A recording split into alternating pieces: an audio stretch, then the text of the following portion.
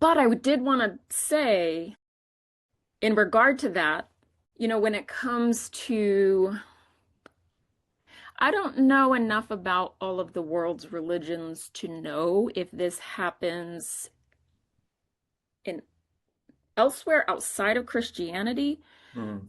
but, and it doesn't really, even like in a lot of different versions of Christianity here in America, especially, they sent missionaries out to other places in the world, and you would think, oh, well, that's so great. It's going to teach them, just like that, travel is the antidote to prejudice or bigotry.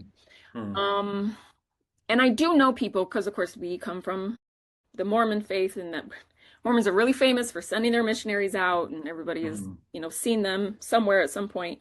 There are definitely young people who come back from Mormon missions and their eyes have been opened and they are Mm. filled with love for people from other cultures. But that certainly doesn't always happen. Mm. And I even think of maybe some of the different Christian groups that might send their their young adults on missionary trips to build, I don't know, to build a playground or to build, to dig Yeah, a wells or to well or something yeah. that might help an impoverished community somewhere. Hmm. I don't know, South America, Africa, wherever they Yeah. think that they need to go. Yeah. And it's those people that, and I don't mean just them, but it's, I think about the people that are really devoted to MAGA right now that might be filled with that sense of America is for us, the white people or whatever. Hmm. I wonder how many of them went on these mission trips to other countries.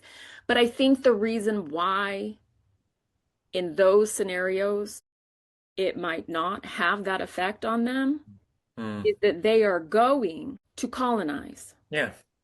Yeah. Now, those listening might be like, well, what are you talking about? They're like being missionaries. They're like trying to be like Jesus. No, when you go to another place and try to make them more like you, Yeah. aka make them join your religion, Yeah. that is colonialism. And Yeah. so it's the superiority Yeah. that they're taking with them and then bringing home feeling like, oh, I'm such a white savior. I'm such a, Mm. like, pat myself on the back. I'm such a good person because I went and helped those people. But they don't necessarily think that those people should live in their communities or be their next door Hmm. neighbors. Oh God, no, no.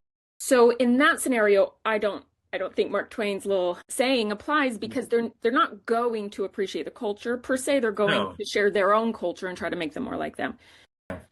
So, yeah.